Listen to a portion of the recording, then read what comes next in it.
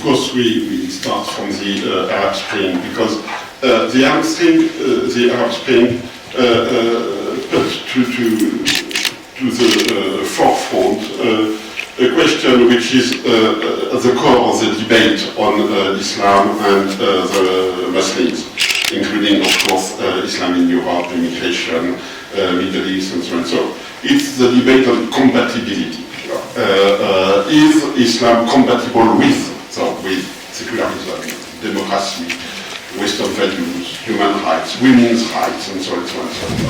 So, during the last 10 years at least, that's the core of the debate. And the Arab Spring, but clearly on the stage, the issue of democracy. Democracy in Arab and Muslim societies. Because the underlying idea is that there is Muslim exceptionalism, that there is something specific to Islam which makes this issue of compatibility a real issue. In fact, it's quite easy to stress what is at the core of the debate. It's the relationship between religion and politics. So the idea is in Islam there is no separation, there cannot be separation between religion and politics. And this idea you will find it in some Western scholar works, the so-called Orientalist school. Today nobody wants to be an Orientalist. So the term was very positive 50 years ago, but after the book of Edward Said on Orientalism, it's now a bad word. I don't think so. I think that there has been an Orientalist school in the West which produced a lot of very valuable works. But of course, this so-called Orientalist school, there is a culturalist, not prejudice, but hypothesis, the idea that culture is the final explanation of everything. And that, precisely for Islam, culture is religion. So we tend to use indifferently the terms culture and religion. For instance, to speak about the Islamic civilization, or Islamic city, Islamic paintings, Islamic arts. We will not say Christian paintings, we will not say Christian city, we would say Western or European or something else. Every time we refer to Islam, we consider, rightly or wrongly, this is another story, that religion is the key issue. It's at the core of everything. And this view is shared by many Muslims, of course. The scholars, the Islamic scholars, the ulama, would agree, that in Islam there is no separation between politics and religion. How do they interpret this sentence is another story. But they will agree, mostly they will agree. And of course, by definition, all the people we call fundamentalists will agree with that, that religion is or should be at the core of politics, social life, culture, and so on and so on. And in a sense, the Arab Spring put into question this idea. Why? Precisely because during the Arab Spring itself, there was nothing about religion. It was a purely political movement, opposing a dictatorship. There was no Islamic slogans or chantings in the streets, no green flags, no black flags, no turbans, no more veil than as usual, and the mottos and slogans of the demonstrators were purely political. Democracy, down with the dictatorship, go, leave, and so on. But in the fallout of the Arab Spring in Tunisia and Egypt, the Islamist parties won the elections. They have been democratically elected. So how to conciliate both? You know, it was not an Islamist revolution, and the majority of the population voted for Islamist parties. And of course, the big issue is, and what now? Where are we? What will happen in the next months or in the next years? Was the Arab Spring an illusion? So it's why so many people now use the term Arab winter. Are the Islamists the winners of this parenthesis, this democratic parenthesis? Will we have Islamic regimes, Islamic state in the Middle East? What is the impact of this victory of the Islamists on the geostrategic balance of powers in the Middle East? That's all the questions that are on the table now. So, I will address these issues later, but first we have to start with this hypothesis on the relationship between politics and religion in Islam. There is what I call a political imaginary of Islam, which is the reference to the first society, the first Muslim society, under the Prophet and his four followers. And the idea is that during this period we had a real Islamic society and a real Islamic political power. I will not say state, because in fact there was no state institutions. It was a faith community which turned into a political community. But at the beginning, Islam was created as a faith community. The community, Ummah, of the believers. And the reference to this period is permanent. Just to give you an example, last September we organized a conference in Tunis, and we invited Ramchi, so the leader of the Nahda party, to come. And he was supposed to deliver a speech on Islam and secularism, and for half an hour he spoke about the time of the Prophet, how the society was a perfect model, a perfect example, how Islam can bring the solution, how Islam invented democracy, and so on and so on. And so on. The secularists, the Tunisian secularists in the rooms were a bit disappointed. I found that very interesting, because it shows that this reference is precisely at the core of the Islamist ideology. Not only the Islamist ideology, so if you listen to preaches made by imams, when they speak about how should be a good ruler, for instance, they refer also to that. But they are religious people, they are not politicians. When a politician makes the reference to the first time of Islam as central to his view, that means that it's something which is important, that we cannot escape.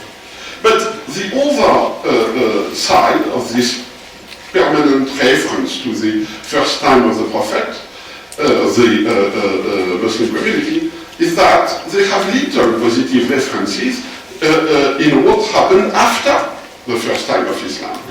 Which means that for the Islamists, what I call the Islamists now, well, the history of the Muslim world is more a history of decadence than a history of power and glory. For them, if they consider that the only real Islamic society was the society at the time of the Prophet and his followers, it means that, well, the Umayyad, the Abbasid, the Ottoman Empire were not positive in terms of religion. That in fact it was more a sign of decay, a sign of secularization than a model. So the fact that they take, a historical period, but which turns some sort of utopia, shows precisely that they don't consider that they are the bearers of 1400 centuries of glory of Islam. Not at all. No. And on the contrary, they think that the regimes which have followed the death of the last companion of the Prophet were in fact not based on Islam. And they are right, in a sense. Of course, in all Islamic societies, the Islamic legal system, the Sharia, played a big role, especially in civil law, of course, but more exactly in terms of family law. The hardcore of the Sharia is family law. But on issues like trade, diplomacy, even penal system, Sharia was never central in the history of the Muslims' political entities. The power was the power. And princes, emirs, emperors, kings took power by the square, not because they were religious people. We had no theocracy in Islam. In a sense, the first theocracy was the Islamic Revolution of Iran during all the history of Islam. The political power during 14th centuries was always a secular power in the sense that it was not the power held for religious reasons by religious people at all. It was a de facto power. There was no theorization of secularization, of course, but de facto the sovereign was somebody who was a lay politician, and he used to make an alliance with the ulama, a compact, by the usual kind of compromise. The ulamas were given autonomy of learning, teaching, and reproducing themselves as a corporation of the learned. They used to provide the clerics, the clerks in all sense of the term, people for the administration, judges, ministers, and etc. And they were in charge of Sharia courts, which were mainly in charge of administrating, as I said, personal law, family law. But politics were for politicians. Politics were for sovereigns. There was no specific role of religion in politics. And when the Middle East countries were confronted with the Western colonialism after the campaign of Egypt by Napoleon, it was the beginning of an unequal relationship that was to last until the independences in the 50s. The sovereigns, the Shah of Iran, the sovereign of Egypt, the Ottoman emperors, were convinced that, okay, the source of the imbalance, the source of the defeats of the Muslim world against the West is first a technical problem. So we have to have a good army, we need to have engineers and so on and so on. So they began to construct a modern state to fight against Western encroachment. And it didn't work. It didn't work. Which is quite interesting that the few military battles against Western armies at the end of the 19th centuries were mostly done by tribal militias, the Sudan, Afghanistan, and not by regular armies which were regularly defeated by the West. So the conclusion that was drawn for this series of defeats by the Young Turks and Kemal Atatürk it's not just a matter of constructing good modern states, with an army, ministries, administration, tax administration, and so on. So it's a matter of civilization. We have to change our mind. So it was a forced, if I can say that, secularization of Kemalism, which was a success. But it was a revolution, a real revolution, which consequences are still, and traumatisms are still to be felt in Turkey today. So, from a purely technical conception of what a modern state, we turn, let's say during the 20s, to the idea that it's culture, which is important. It's not just politics. And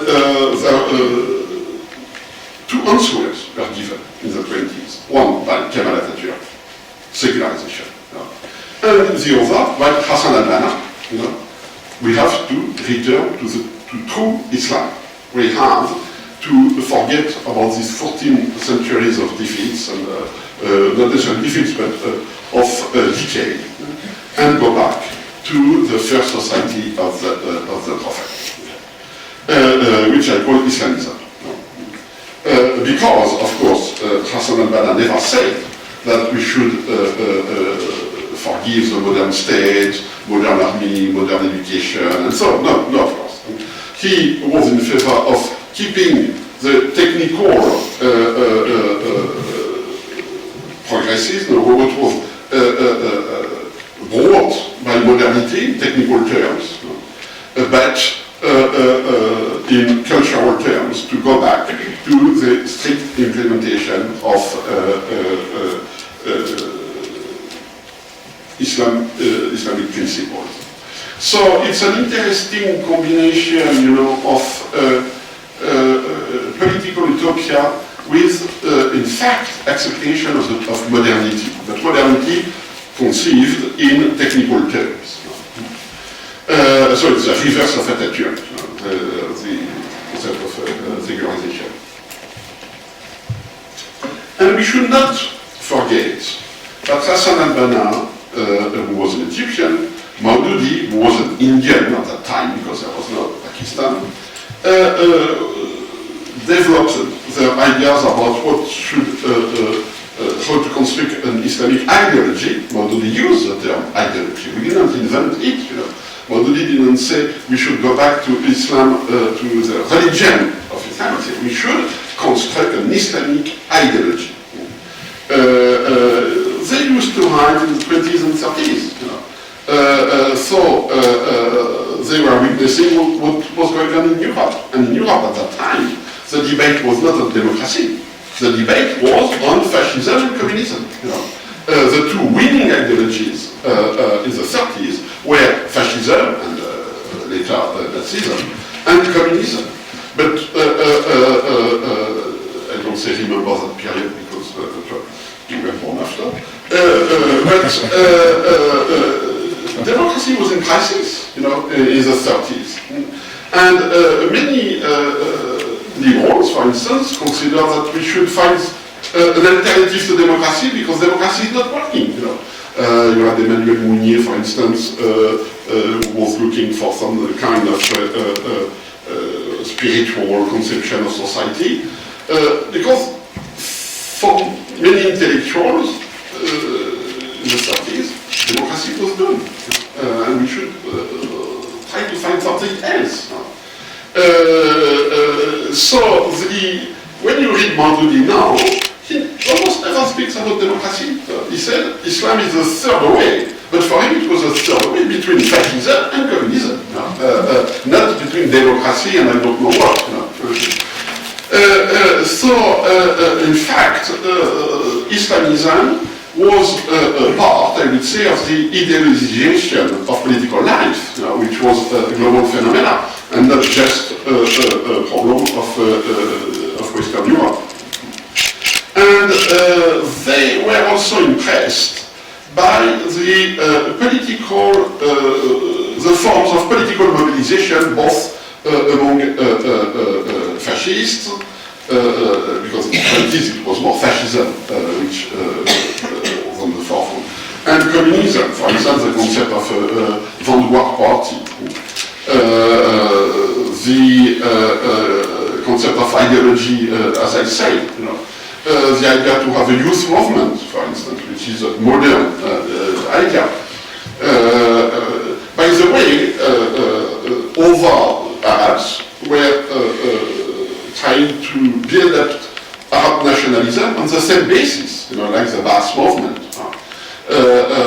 So you have always this idea that this holistic conception of society, which is defined in fascism and to a certain extent in communism also, once you have destroyed the bourgeoisie. A holistic conception of society, the conception of a vanguard party, whose goal is to take the state power and to change the society from above in a revolutionary way using a political ideology. So they were from their times, It's not traditional Islam coming back. And the proof of that is that most of these Islamists were in fact sociologically modern. They were teachers and not imams. They were journalists, they were engineers. Me and many of my colleagues, we made a survey of Islamism in the 80s to find that the basis for recruitment for Islamism everywhere were the technical and scientific universities, engineering, science, and so on, and not the madrasa, the traditional religious school, and not social science or humanities. Humanities in Afghanistan, for instance, produces mainly communists, while polytechnic schools produce mostly Islamists. And the medical school Maoist, but it's an Afghan thing. It's not in the world. So, in this sense, yes, they are modern, and they have a modern conception of what a society is. It's why the reference to Sharia is, for them, Sharia is not just the answer. Sharia is part of the building of an Islamic state and society. But they stress the role of institutions, of constitution. We should have an Islamic constitution and not just Sharia. They debated about what parliament should be. And they have a modern conception in society, the society in the sense that they, for instance, they thought, all of them, about the different categories which are constituting a society. For instance, women, they open women branches,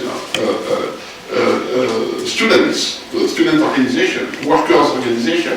So they have, as I said, they don't, for them, the society is made of different constituencies, and we have to address, each constituency to find, of course, a common umbrella, a common paradigm. And in the 70s, the time for the Islamic Revolution seemed to be there. The first reason was the failure of the nationalist, secularist model of what was called, only rightly, Arab socialism. So Nasser, the Baas Party, the FLN in Algeria, Bourguiba, all these nationalist, supposedly secular, supposedly socialist because they were anti-imperialist, anti-colonialist, and so all these movements which were instrumental in bringing independence, Algeria, Tunisia, and so on. So, in fact, after 20 years or 30 years of power, led to autocratic and corrupt regimes from Algeria to Iraq. And so the Islamists seems to embody a new way of utopic revolutionary era. There is an Islamic alternative. And of course, the Islamic revolution of Iran seemed in 1979 to show the peak, of this wave of Islamism that would engulf the whole Middle East. And for, I would say, since the Islamic revolution of Iran and its aftermath, so the stage taking of the American embassy in Tehran, the Lebanese civil war, the attacks on the Western troops in Lebanon, and all the story. For the West, from the in Iran to 9/11, constructed, a new geostrategic landscape, specifically after the fall of the Soviet Union, that it's a clash of civilization, it's a confrontation between an Islamic world which is on march under the green banner of Islam, and whose arch enemy is the West. So, for the West, the best way to protect itself against the Islamic threat was to support authoritarian regimes, which were supposed to be relatively secular. And the idea was they are fighting against their own Islamists, so we have the same enemies, and we have to support these regimes because they are the last bulwark before the Islamization of their own societies. And for the more optimistic in the West, the idea was these regimes will secularize the society, and once society is secular, then they will be democratic. So the idea was secularization is a prerequisite for democratization. And we still have this idea in mind. The idea we have is secularism first, and then, inshallah, democratization. The problem is it's just a theory, and it doesn't correspond to the history of democratization in the West. The history of democratization in the West was not based on secularization.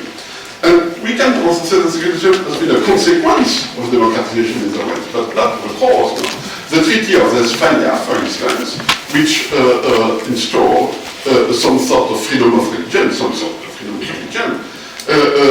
was not based on the concept of democracy nor secularization at all.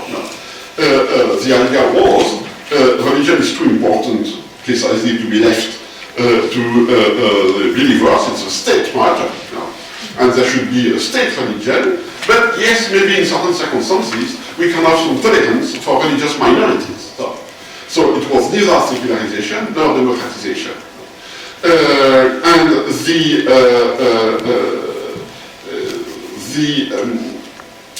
democratization process never entailed first a secularization of the society. The secularization came as a sociological phenomenon, cultural phenomenon. The fact that people slowly stopped to go to church or to consider that religion is very, very important. But it's a recent phenomena.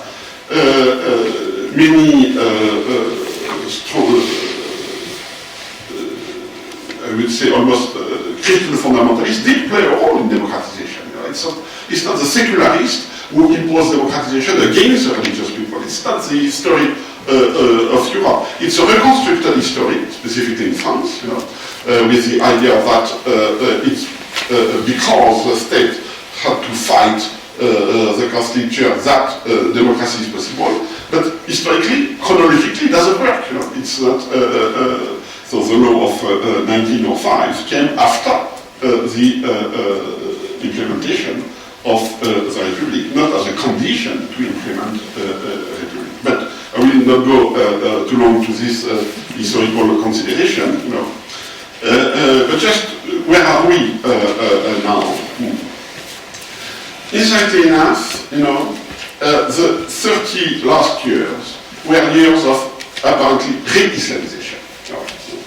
And we can say that at a very empirical level. For instance, when I used to travel in the Middle East 40 years ago, there was far less veil than now. Okay, everybody will agree.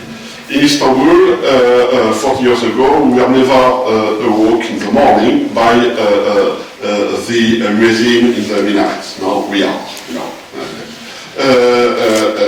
All of the sociological studies of Islam in the West show that among the second and third generation, there is a phenomenon of born again among Muslims.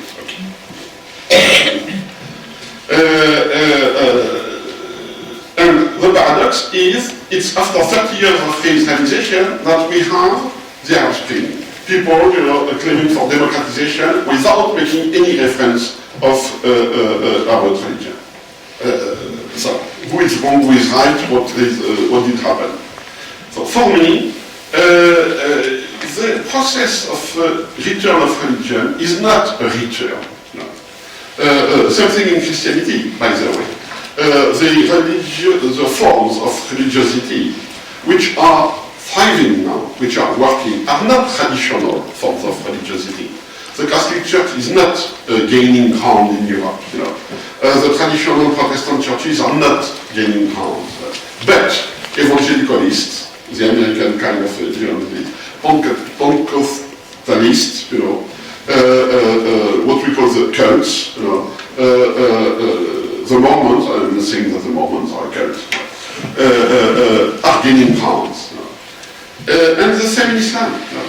What is perceived as a return of tradition is not a return to tradition. It's, on the contrary, you know, a fight against tradition. Take what is called Salafism. Right? Salafism, it's now the new form of Puritan fundamentalist Islam, which is quite popular among second generations in France in particular, you know, and among converts.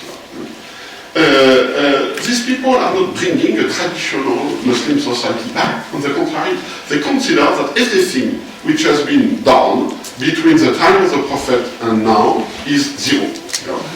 They don't buy the concept of Islamic culture, because for them, the Taliban were reasoning the same way. Islamic culture doesn't mean anything. Either culture is religion. So, if culture is religion, why to speak about culture? You know, just say religion. You know. And if culture is not religion, well, it's a problem. Because if it's not religion, it might be at best profane. So, it's not good. You know. And it might be at worst pagan, which is against religion. You know. So, in any case, we don't buy culture. Same thing with the evangelicalists in America. They are very skeptical about the concept of culture, because for them, the dominant culture is secular. You know. Even the Pope Benedict Emeritus used to say, he said, Europe should be Christian, but the present culture of Europe is not Christian. It's a pagan culture. It's a culture of death. John Paul II used this, a culture of death because of abortion and so on. So, and the debate on same-sex marriage is also a clear example on how faith and culture are parting away. You know, that for the church, the contemporary culture is no more a Christian culture. The people who use the term Christian culture are people who don't go to church, who don't care about religion, most of them. They care about identity, which is something interesting. So we have the same phenomena. Maybe you have heard recently that the Saudi government has destroyed in Mecca everything which is old. Everything. Ottoman buildings, graves from the time of the Prophet, and maybe the grave of the Prophet. They have destroyed everything. Because for them, it's not faith, it's culture, it's history, it doesn't matter. And they replace that by malls, the American way, commercial malls. So what does it mean, because, of course, the malls could open only after inspection by the religious police. And the religious police, what do they want? They want separation of genders. They want every women with a veil. They want the shops to close at time of prayer, and so and so. But they don't care about Ottoman buildings, about the history of Islam, and so on. They don't care at all. So we should not be confused on that. The religious revival now in the Middle East is not a return of tradition. It's not a return of traditional societies, traditional culture. On the contrary, it's an attack against traditional society and culture. And it's why it works. It's why it works because it's adapted to a certain form of contemporary deculturation. So the consequence is that yes, we have a religious revival, it's obvious. But it's a religious revival which is done along, which has two consequences. One, consequences or causes, because you have a dialectic relationship with both. One is individualization, and the other is diversification. Individualization is the fact that now everybody has his or her own conception of religion, which is not typical of Islam, not typical of Christianity. But now we have this form of Protestantization of religion everywhere. The rejection of traditional authorities. And the fact that people, when they go back to religion, they go back to religion for their own sake, for self-realization, not to go back to the religion of their parents. No, they despise the religion of their parents. They consider that their parents were not true Muslims. And that only then, the born-again Muslims have the truth. So, it's absolutely not returning to the tradition in the sense of a return to traditional family patterns. On the contrary, it's the expression of the destruction of the traditional family patterns. You have some groups of Salafis in Egypt. We've been working on them before the Arab Spring. And I must say, we didn't take them very seriously. And of course we're wrong. For instance, feminist Salafis, which normally should be a contradiction in terms. Students, girls, burqa, full burqa, setting up at the University of Alexandria a club of debate of feminist Salafis. I don't wear burqa, so I don't know what they used to say. We have this group of, the guys are funny, which is not obvious too, the Costa Salafi, a group of young guys who used to meet in Café Costa, and they're Salafis, they have all the birds, but they're in jeans, and they speak about modern music and things like that. So, of course, these groups are small groups, but to show you that you have everything. You have 100 kinds of Salafists, and every time they create a political party, there is a split, a week after, because they cannot agree on a political program, which is a good sign, of not necessarily of internal democracy, but that at least you have a diversification. You have the Sufis who are making a coming back. And the Islamists, in fact, they won the elections because they were the only guys on the market. People knew them. They had the legitimacy, legal legitimacy, because they have been in the opposition for 70 years in Egypt. They were middle class. You had a lot of engineers, doctors, so they had some respectability. So the liberal leftist parties, you had dozens of small parties without any coherence, and just vote for me because it's me. Doesn't work, so they voted for the Islamists. And the Islamists, they thought that with the Islamists, they would have Islam plus modernity. And they have now none of them. It doesn't work. In Tunisia and in Egypt, the two parliaments spent months to discuss what to do with the reference to Islam in the constitution. Should the law be based on Sharia? Should it be principally based on Sharia? Should it be solely based on Sharia? So debates. But in the meantime, nothing. And the people in the street, well, they want things to happen. Not Sharia. They don't care. Why not Sharia? These are not against Sharia. That's the issue. But they want rulers to rule. They want government which would work. They want the business to be back. They want the tourists to be back. They want things running, and things don't run.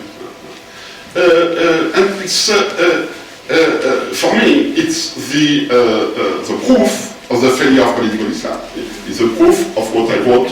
It's the empirical proof of the theory I wrote 20 years ago. It doesn't work because it's a contradiction in terms. It cannot work. So the issue is not double-speak, hidden agenda. These guys, they are not Democrats, they are not liberals, they want the power. Maybe. So what? Of course they want the power. Of course they consider that they are the best.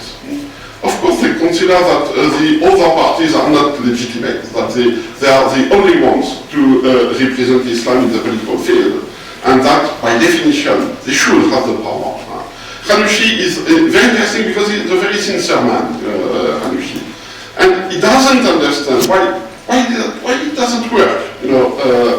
We are good Muslims, we are non-corrupt, which is until now is true. We are nice people, which is debatable, but okay, he's a nice guy. We love the people, we are devoted. So why? It doesn't work. And it doesn't work precisely because they are still concentrating on ideology. And they cannot, so the issue now for them is to separate precisely Islam and politics. And of course, it's the contrary of their idols. From the beginning, they are saying there is no difference between religion and politics and so on. And now they are constrained by the situation to make a difference. But they cannot negate what has been the basis of their political action and thinking since decades. So this is a debate on the table. And inside the movements, you have splits now. The Muslim Brotherhood in Egypt, it's a monolithic organization, so the people who disagree, they leave, like for two methods. They leave. But not Nahda. Nahda, it's, in fact, it's more a coalition than a real party. So in Nahda, the new generation now understood that, okay, it doesn't work. We have to separate, what they say, siyasa and religious predication from politics. We are a religious movement. We are religious people. But when we work as ministers and so, we have to work as politicians first. But the old guard cannot swallow that because it would negate what they did for years. And the interesting thing, I know Tunisia more than I know Egypt. The interesting thing is that the liberal branch of Nahda are the people who spent 15 years in jail, and sometimes in solitary confinement. Very tough experience. And Lavallette, the Prime Minister, is one of them. But the people who are the more ideologically minded are the people who were in exile in London, which is also interesting, sociological terms. But they are split. And now, in Nahda, the liberal side decided, yes, to do politics and to stop to speak about religion.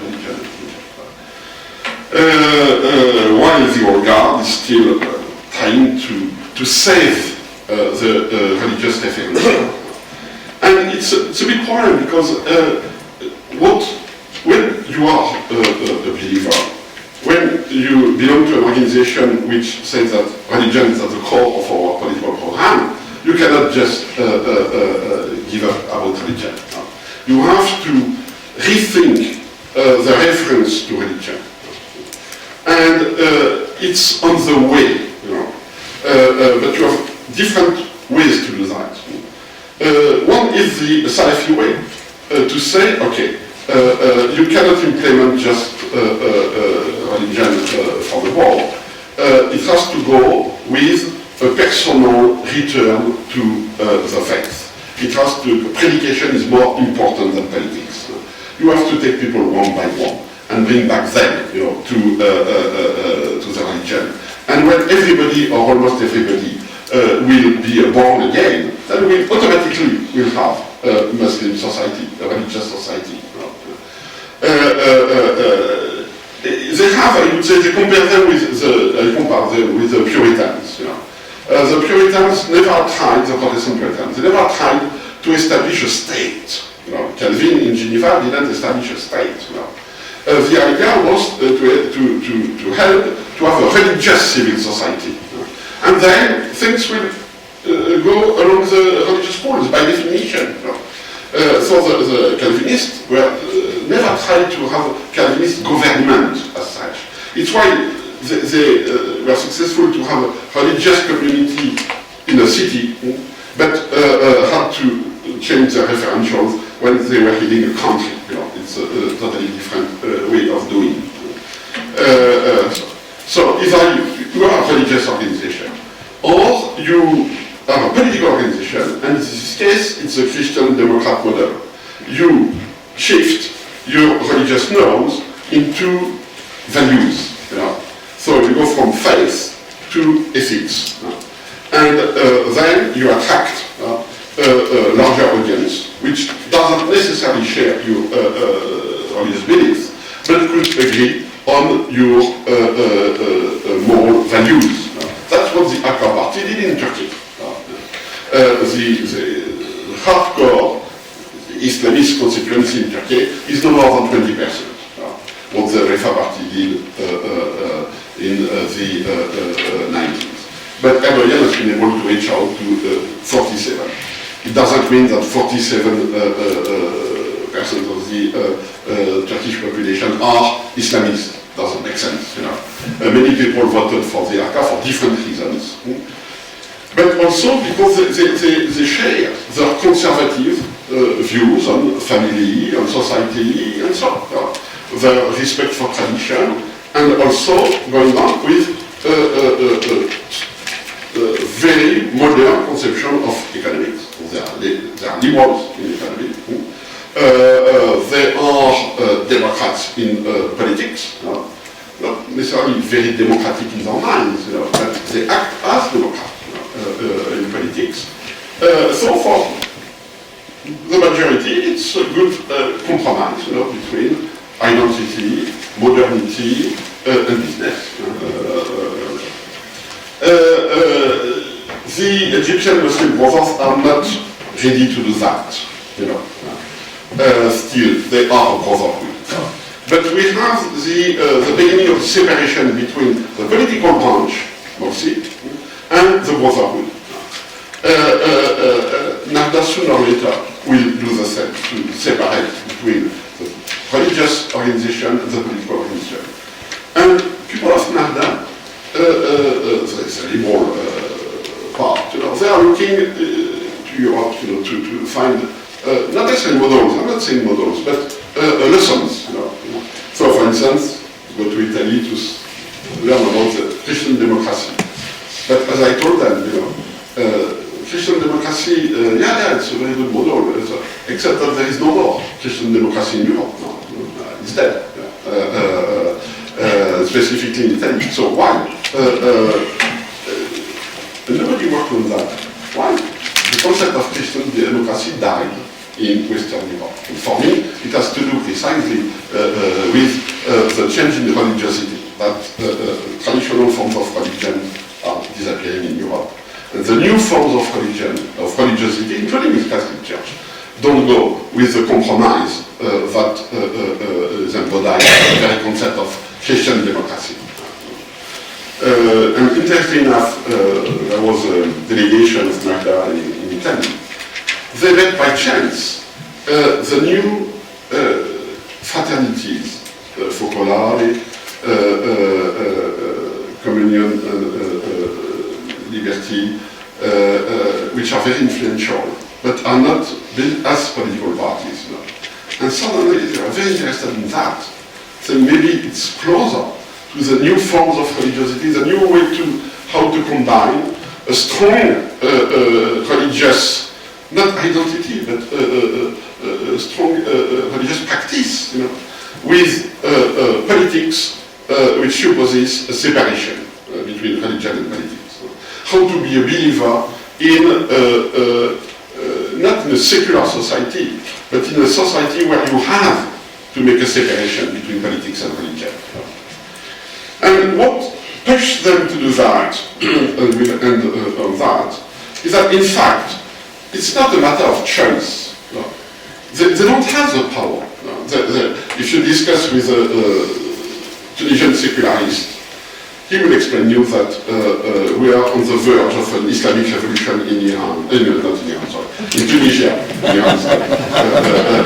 in Tunisia, that the Narda is taking all the power, that there is a secret military force, that so. No. But it's not because people of the Narda are nice Democrats. No, they are not liberals. Some of them are becoming Democrats, but the problem is that simply Narda cannot take the power. And the Muslim Brotherhood cannot take the power for the same reasons. They are in a political field which is now under constraints. They don't control the army. And they will not control the army. They can use the police forces, but they don't control the police forces. They have no armed branches. They have no armed militias. And more than that, they don't have the monopoly of Islam in politics. They were convinced that by definition they have the monopoly of Islam in politics. But as soon as they were elected, they realized that they don't control the religious field. Let's take some example.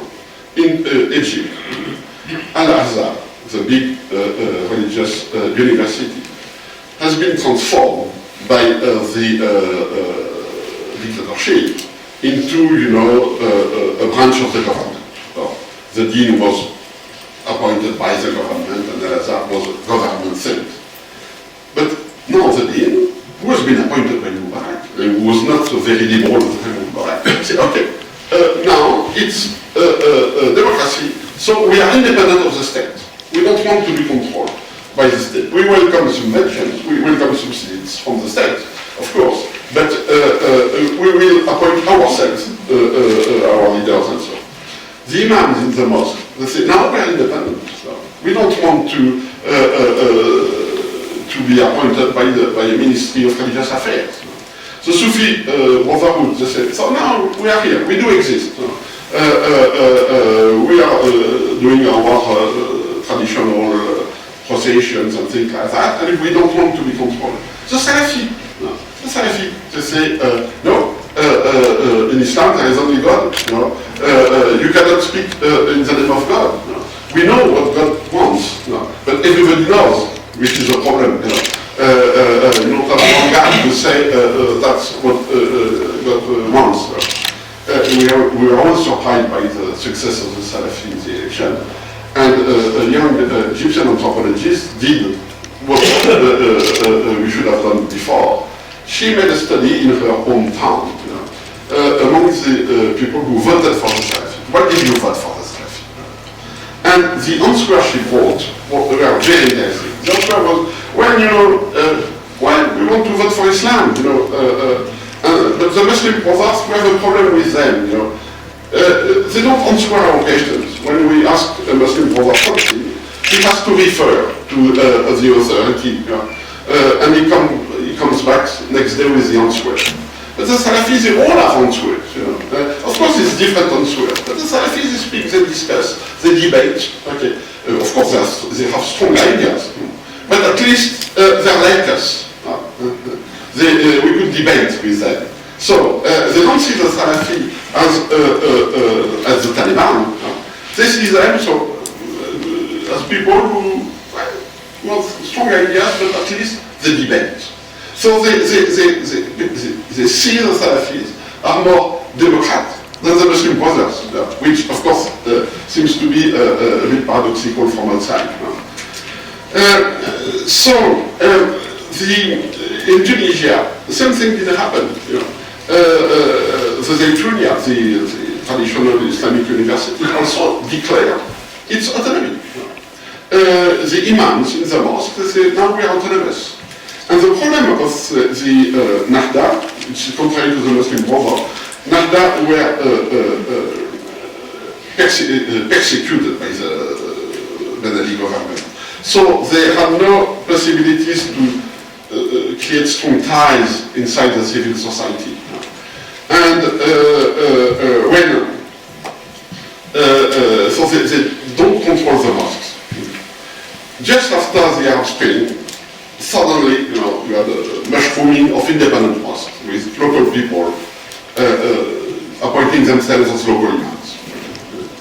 And so the Nahda wanted to control the mosque. And for them it was a matter of legitimacy, religious legitimacy. We are Islamic politics, so we should control the mosque. And the only way for them to control the mosque was through the state. So to enable the Ministry of Religious Affairs to appoint the imams and to transform the imams into civil state employees.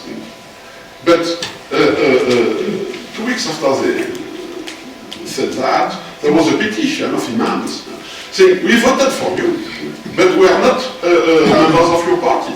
We don't want to be state employees. We don't want state control. We want separation. So, which is very interesting, separation is claimed by people who are religious. It's not the secularists, because the secularists don't want separation. That's the big problem. The secularists have the Kemalist view. Religion is too important to be let out of the state. The state should control religion. So the secularists are in favor of a strong ministry of religious affairs.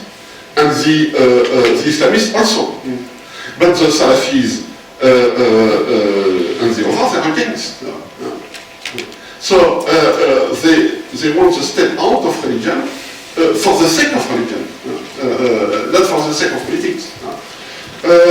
So the Islamists are unable to control the religious field.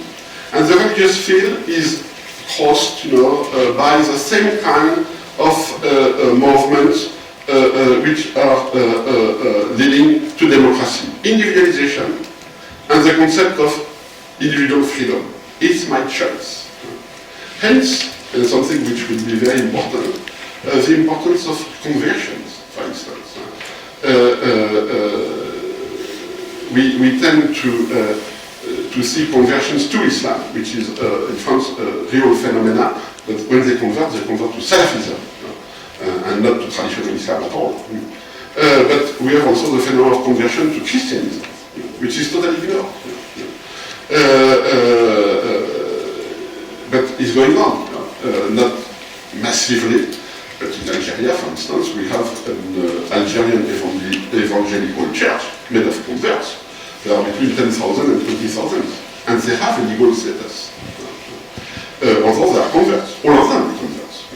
In Egypt, no, you have it's not just from Copt to Muslim, or Muslim to Copt. It's in favor of the evangelicalist, of course. So, you know, the borders of the religious fields are changing in line with globalization, individualization of society. So society is changing. And the Islamists do not have anymore the tools to control, prevent these sociological changes. So it's precisely because the society is not what it used to be 30 years ago that, in fact, Islamism doesn't work. Same way that communism stopped to work one day, after some days. It doesn't mean that Gorbachev became a Democrat. It just was helpless. That's all. And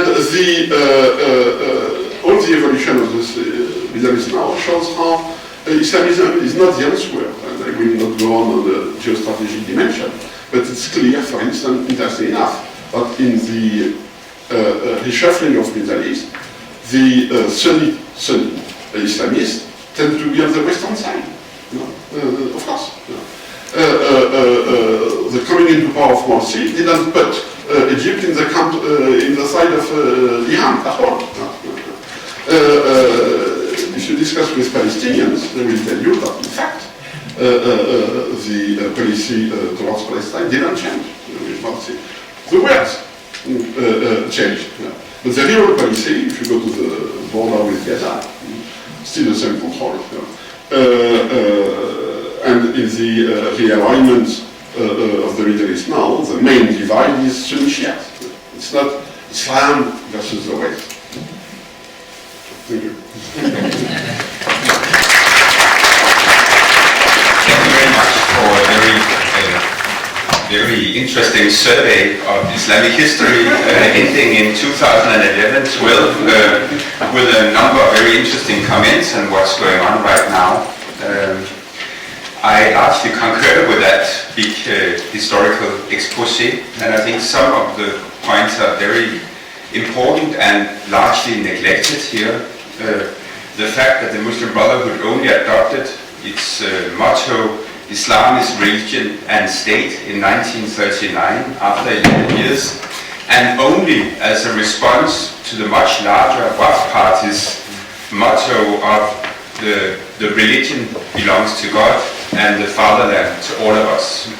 I think it's pretty significant because it means that right from the outset it was an anti-secularization and anti-secularist movement. It wasn't a traditional movement at all. And it was employing a lot of techniques from the Scout movement and the YMCA and so on. I say this because in Denmark it's quite common to say that Islam says that there's no distinction between religion and state. Now, the people who say that are Muslim brothers in disguise, just that you know. But I think some of those people will say today, what did we say all along? If those Islamists come to power, they will grab power. As our former foreign minister, Per Stig Møller, always likes to quote, there will be one man, one vote, one time. I don't think we'll see that in Egypt or in Tunisia. We will see more votes and we'll probably see free votes. But that doesn't mean that there are no problems, because people are voting for the wrong parties and the parties are often having the wrong policies. And that's not only the Islamists. That might also apply to other opposition parties. We tend to be not very interested in those, but many of them, Nazarist, communists, also have quite a history of non-democratic attitudes, which we tend largely to neglect. If they say, what did we say? I think they could be right in saying that this Muslim Brotherhood in Egypt does not appear to be fully democratic, unfortunately. I don't think that this is something you could read out of the Quran or in any respect like they would claim. And I don't think you could necessarily have foreseen it in January, February 2011. For various reasons, the Muslim Brotherhood adopted first a fairly democratic policy, which you could see in the party platform of its new party, but gradually it became more authoritarian over the last year and a half, sadly. Partly, I think, simply due to its great success. When they had the elections, they realized that they had actually won a full majority, at least together with the Salafis, which means that they could actually make that Islamic State that they've been dreaming of for 70 years. And that, to any political party, is of course quite an attraction. It was as if they should choose, like in this country 100 years ago, the Social Democrats should choose whether they were socialists first and Democrats second, or the other way around.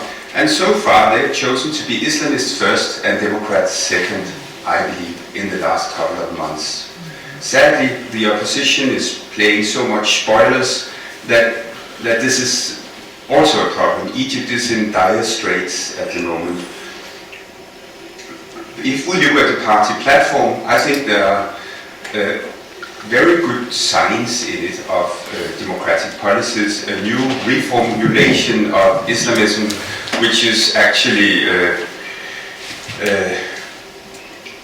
when they say that they want a civil state, they want a civil party in a pluralist Egypt, but a party with an Islamic reference, as they call it. And they've been struggling to find out just what that means. So far they have not done much which could be said to have an Islamic reference. But if you look, for instance, to Palestine, at the moment you see Hamas adopting various Islamization policies. And one might be forgiven for suspecting that the Muslim Brotherhood might do the same in due time when they had consolidated power. But what we did see then was that they were working hard to make a constitution which was adopted by, yes, it was adopted by a referendum, but many Egyptians chose not to vote. And those non-Islamists who had been part of the preparing committee decided to walk out on it. Good reasons, I would think, to reinvent the whole process rather than pushing it through the way they did. Also, if you look at that constitution, it is completely accepting that there should be no civil oversight over the army. So they're trying to buy the army into their policies.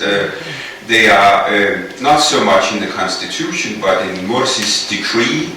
He's setting himself above the courts, at least for a period, and he appointed an Islamist public prosecutor who is making other things.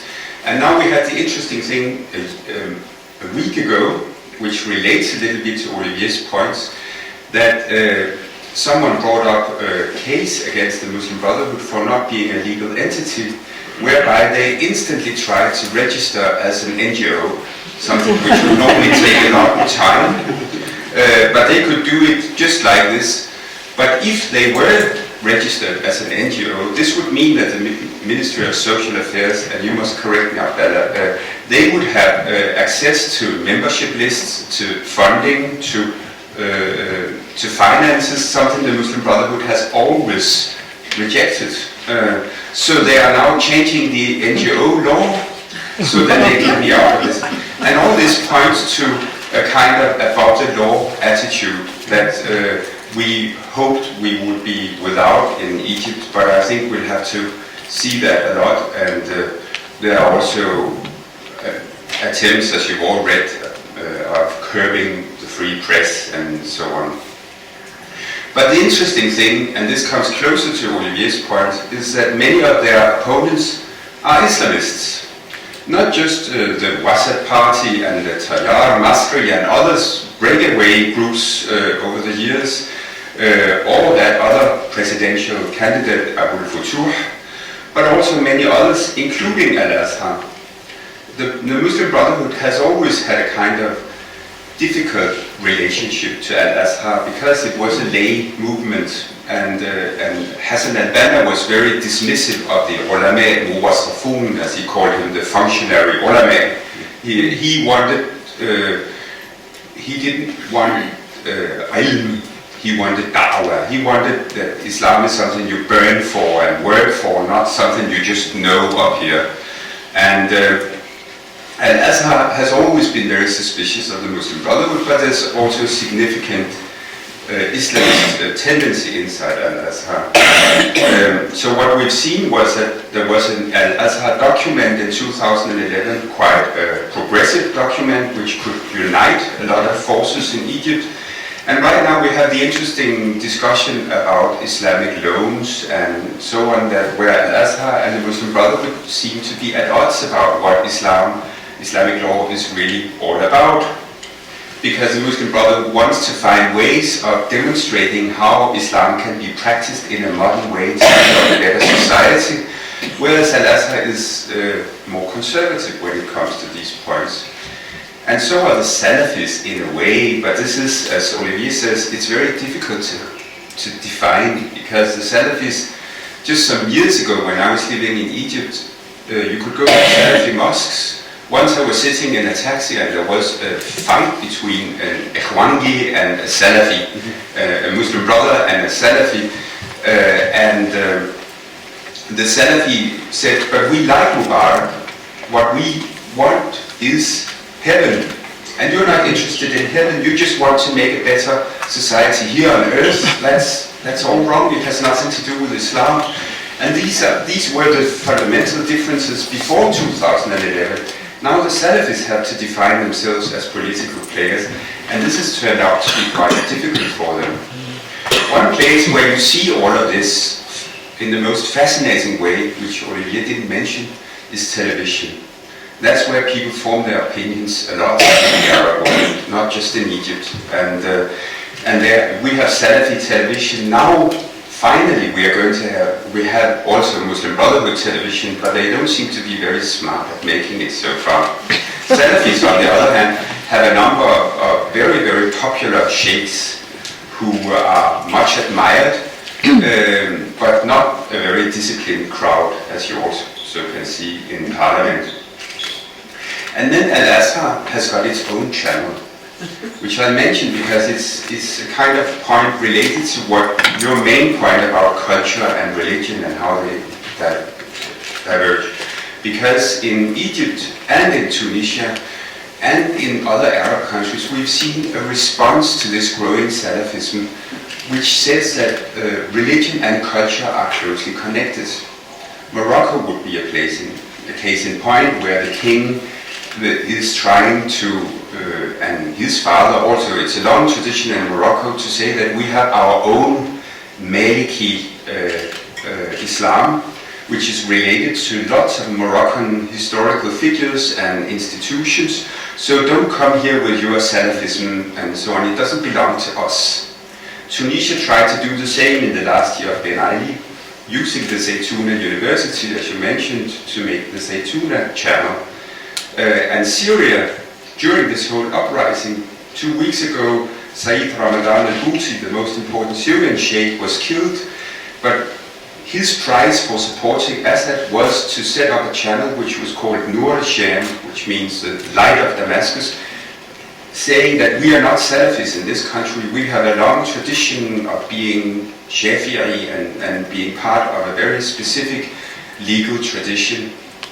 And Al-Azhar is the same. They have the Al-Azhar channel, which would stress a kind of learning of Al-Azhar as a bulwark against this kind of deculturalized Salafism.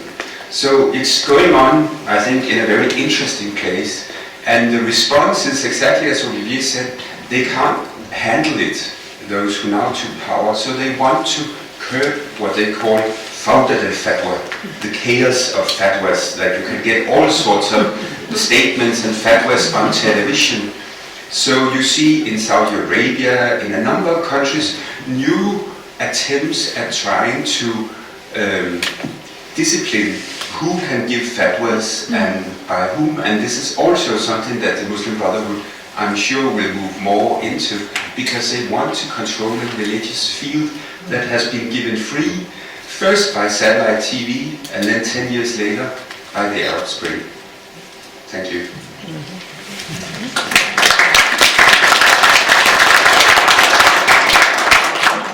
Thank you very much, Jacob. Would you like a short comment on that? Very short, because I've been very interested by the comments of Jacob, and he knows Egypt far better than me, so I learned a lot. Just two brief comments. The problem is you have a democratization without real democrats. You know, the issue is not who are the Democrats. The Muslim Brothers are not ideologically Democrat, that's true. Yeah. But the opposition is not too. We have this problem also in Tunisia. There is no credible secular opposition. Anyway. In Tunisia, the secularists, they are making campaign against Nahda in France, but not in Tunisia. That's a big problem. And they want to ban the Nahda party. They say we should ban them, they should go to jail, and so on and so on. So in fact, they are nostalgic of a strong secularist state. So they are not a democratic alternative to Nahda. In Egypt, the same thing for the opponents. They have little credibility. So as long as there is no credible opposition, the Islamists they can take hold of the ground. And the second comment is, I agree with your conclusion. The priority for the Islamists is to gain control of the religious field. If they don't have the control of the religious field, they will have no credibility, no legitimacy to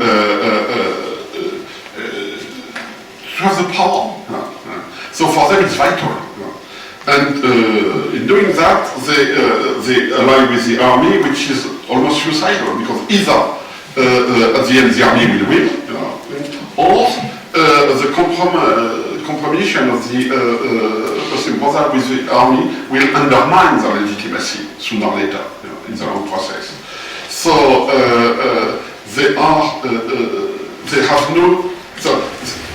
have coherent tactics, in trying to control the different positions in power. But in the long term, I think that they have no real strategy.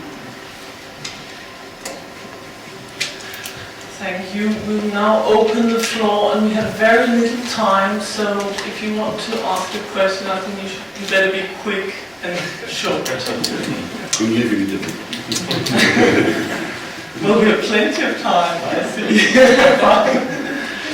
Please. Moving in a completely different direction. How do you see the role of Turkey now, exactly now, after 2 years of Arab Spring, chaos in many places, etc.? Some people tend to say there's a sort of a role as a moderator or a sort of sign of hope that after all you have an AKP government, etc. That can come to question. Would it be okay if we take a couple of questions? Okay, we'll just take a couple of questions. I would like to have some concrete examples of what you mentioned, the fact that Ennahda is now trying to separate politics more from religion. Could you point at any concrete political activities or?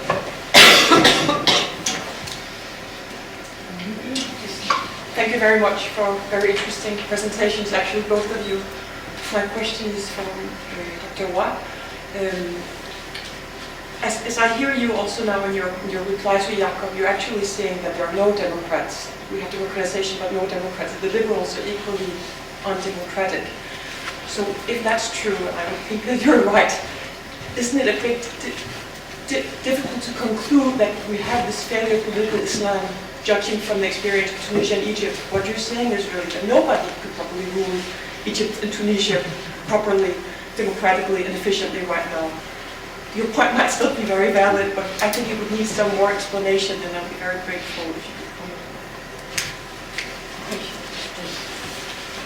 Yeah, so I'm taking expression in reverse order.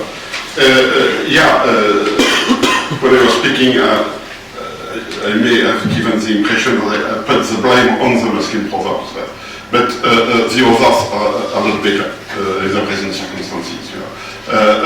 And it's why the people voted for the Muslim brothers, because they thought that these guys are competent, but they are not. Same with Nahda. But as I said, there is no real alternative too. In Tunisia, in fact, Nahda won because also the opposition was not united. They presented about 15 political parties, not the opposition, the so-called secularists, 15 political parties to the elections. They had the heads of the list elected, but in purely mathematical terms, they lost, because if they had presented one list, they would have far more members of parliament elected.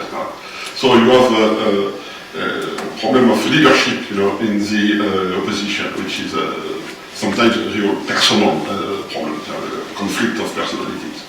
For Nahda, I didn't say that Nahda wants to separate religion and politics. I say that some people in Nahda consider that if the party to have a future for the party, they should separate religion and politics and create a purely political party. Okay. But it's not done, and as I said, Ranucci is opposed to this idea. You know, the oligarch is totally opposed to this idea.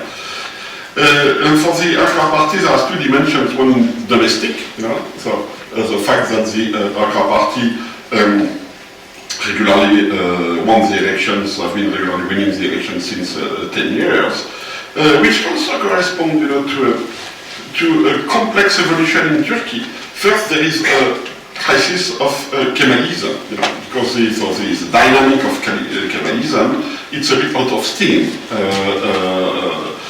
Secondly, the revenge of Anatolia. You know, you have so Anatolia was far more conservative, but now many of the business forces and the working force comes from Anatolia. You have a great change in Anatolia since 20 years. And it's some sort of revenge, you know, of the countryside against Istanbul, you know. So there is a shift in the center of gravity of Turkey. And big force of the AKA has been precisely, you know, to give up because they were constrained to, not just because they became liberal, but because they had no choice. It was either jail or adapting. You know. So the great success of Erdogan and Gül was to precisely to do this shift and to translate religious norms into moral values. You know. So now, when Erdogan speaks, he speaks like I would say like a Mormon, like a congressman from Utah. About the evils, about the bad, about the good, you know. So he's against alcohol, but he will never say it's because of Sharia. He's against alcohol because alcohol is bad, because it's a problem of health, and so. So he's raising taxes on alcohol, he's not banning alcohol. No, all this is on abortion, for instance, which is usually not an issue in Islamic countries. On abortion, Erdogan speaks exactly like a member of Congress from Utah.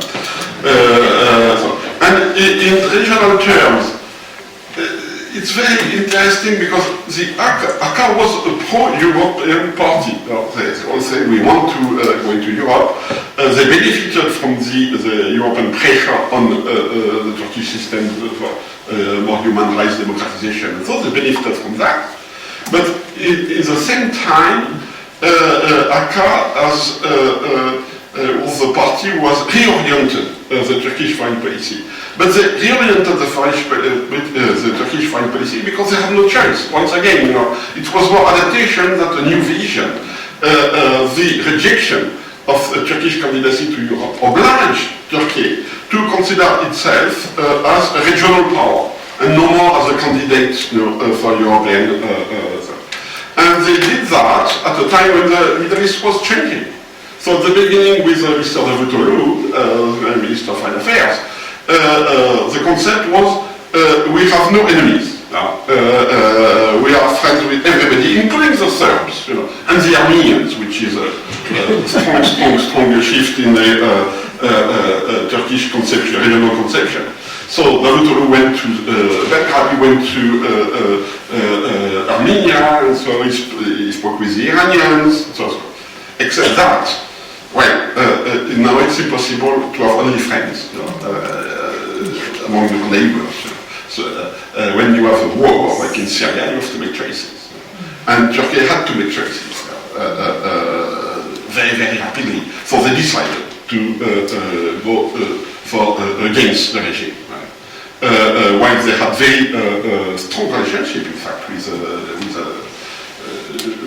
Assad. So that proves that, in fact, there is a lot of flexibility in the Turkish foreign policy and adaptability to a very changing situation.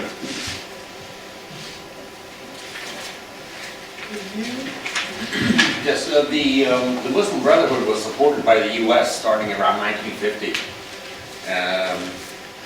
And apparently the motivation was to use them against godless communism. How was this a big influence, or was this just a minor thing? Are there any? Yeah, please. Well, Jakob and you, Dr. Roy, spoke about Egypt, which is in dire straits, and I'm wondering, you continue saying that you cannot go on, they're incompetent and so on. If we are having this meeting a year from now, what would be the situation in Egypt? What is likely to happen within the next 6 or 12 months?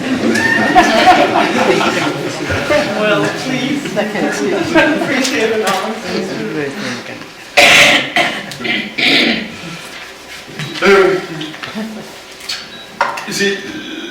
once again, I will not say that the Americans played the Muslim Brotherhood card. The first an issue, the Americans don't have the same perception of religion and politics than we have in Europe. No. For them, it's not bad to mix religion and politics. They don't have the prejudices, the secularist prejudices that it's so dominant, especially in France, of course.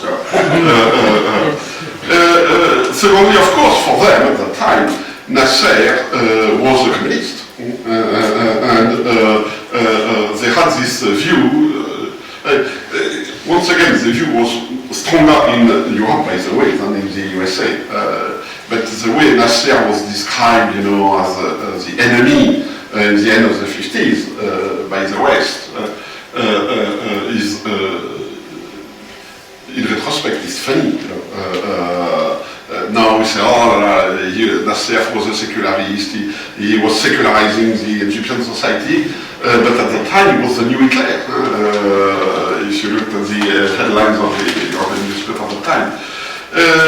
Also the Americans had a close connection with the Saudis, so once again, for them, Islam was not a problem as such. The definition of Islam as an ideological threat came to the USA in the 90s, and especially after 9/11, of course. But it was not an ideological issue before. But I would not say that they encourage the Muslim Brothers, they didn't finance them, they didn't provide them with a real support. They didn't see the Muslim Brothers as a threat. That's true. And they don't see the Muslim Brothers as a threat. It's why the Americans were the European administration adapted very quickly to the Arab Spring, without this lot of debates among the European governments. The European governments, they cannot speak about the Muslim brothers without adding but. We congratulate Muslim brothers for their electoral victory, but human rights.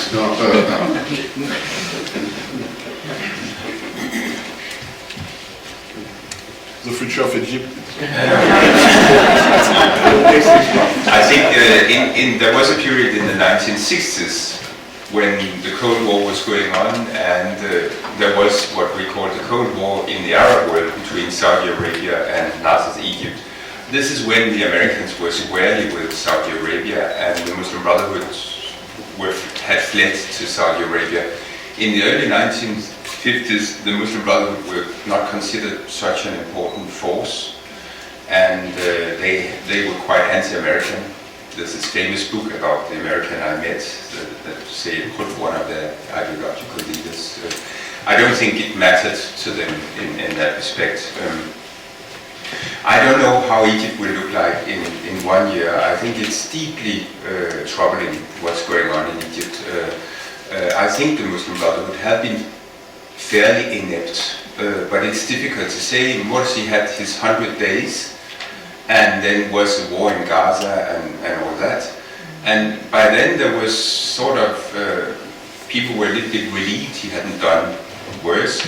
And by the way, the Muslim Brotherhood were elected on a ticket that they would improve health, education, traffic, and so on. They wanted this kind of, what we in Denmark would call contractual politics, that they could deliver on these issues, but they hadn't really set out doing it because they were in this big fight with the army in the spring of 2012, and in the fall when Morsi had come in place. Not much happened. It took him a long time to form a government and make that government work. And then he issued that decree because they were so adamant that they wanted this new constitution. And in my opinion, and every non-Muslim Brotherhood Egyptian's opinion, this was probably a major mistake. And ever since, it has been a big fight over the state and its institutions, and nobody has had time for policies, and that goes for the opposition as well. So they haven't delivered, but maybe they didn't have much time to deliver either, and they overstretched. That's the situation. There was supposed to be election this spring. Now they have moved them to early fall, and we can hope that these can be good and clear elections, because now I think it's pretty clear that someone needs a mandate to govern Egypt again, because they have lost a lot of trust, and Egypt is deeply polarized.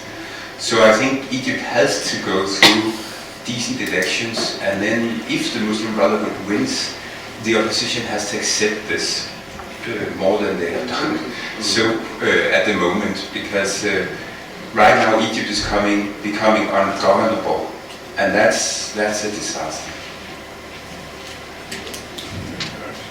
Thank you. Unfortunately, we're quickly running out of time, so we'll just have the time for a very last question, please. Just to comment on the Egyptian situation has to deal with economy. So as long as the Egyptian government doesn't receive the funding from the IMF and the World Bank, I'm wondering what's happening. Now, I would like to ask Monsieur Roy, Professor Roy, on a very different question. What are the reasons for the conflicts in Mali? Are they religious? Are there government questions? Are the problems due to ethnic groups? I know you know about Mali, so. And sorry, very, very last question from the gentleman in the Yes, question. My question is that, Oliver, when you see a bird white and a bird white and white and white, can you conclude that all birds are white, or so what? If you understand me, you say that Nahda and Ikhwan, they have some problems, and they are. You say many things. Can you conclude that all Muslim groups are in that way That means your book, Checkmate, is it relevant to this right now? Yeah, beginning with this question, what I think is that what we call the Islamist groups, not all Muslim or Islamic associations, the Islamist group, they have the same structural problems of managing the relationship between religion and politics. So in this case, what is going on in Tunisia and Egypt exemplified for me a structural problem of Islamism. And the same issue will appear in other countries if the Islamists are in charge. Now, the way they answer this contradiction or problem is different. They are not in the same, they are not the same at all. The Nahda people are not the same as the Muslim brothers. There is a different kind of relationship between the members of the party and the party, and so on. It's a different political culture, it's a different relationship with the West, and so.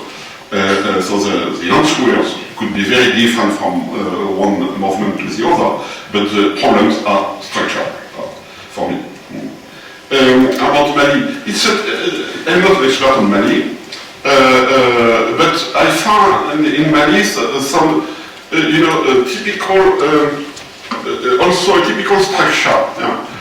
We have a country where we have different ethnic groups, and some of the ethnic groups have a tribal organization. Okay, so Afghanistan, Yemen, not Yemen, we have not different ethnic groups, but we have some part of the country which are tribal. And an interesting pattern, we have the same thing in Fallujah, for instance, where it's sectarian conflict and not ethnic, but is how the Al-Qaeda related group are able to cannibalize, if I can say that, a local conflict. And interestingly enough, it's in tribal areas that these global, deterritorialized groups, Al-Qaeda, are able to find a basis. They are able to articulate, to gear themselves on a tribal society. And the same tribal societies are producing local Talibans, the Pashtuns. You have the same things in northern Yemen, same thing in Mali. So we have three elements. One is a complex social fabric with ethnic and tribal divisions. The other is the Talibanization of a part of this population, usually linked, it's clear in Afghanistan, I don't know in Mali, with a crisis of traditional tribal structures, which means that we have new actors who are not part of the big tribal families, who come with a Sharia agenda, to bypass the local tribal affiliation and to present themselves as representing the local society, which is typically a Taliban phenomenon. And the third layer are these nomadic global nomads who are able to find a niche, in these ethnic tribal conflicts. And we have three places where we have very full, if we put Iraq, North America, where it works. We have these three elements. Hence the complexity, because we cannot come and say we are fighting Islamic terrorism. No, because the Taliban, well, they are the Taliban, okay, but they are part of the traditional Pashtun society. They are now the movement which represents the Pashtuns on the political scene. They have an Islamic agenda which is not necessarily a terrorist agenda. They have been allied with Al-Qaeda. So the Americans, and we did consider them as supporters of Al-Qaeda, but it's more complex than that, the role in the local society. which it's why I criticize not the French military intervention, but the wording of the intervention. The fact that it has been presented as a fight against Islamic terrorism. No. If we fight the Tuareg in Mali, it's not because they are connected with Islamic terrorism. We have to answer the problem of ethnic representation, ethnic balance in the area. And if we don't do that,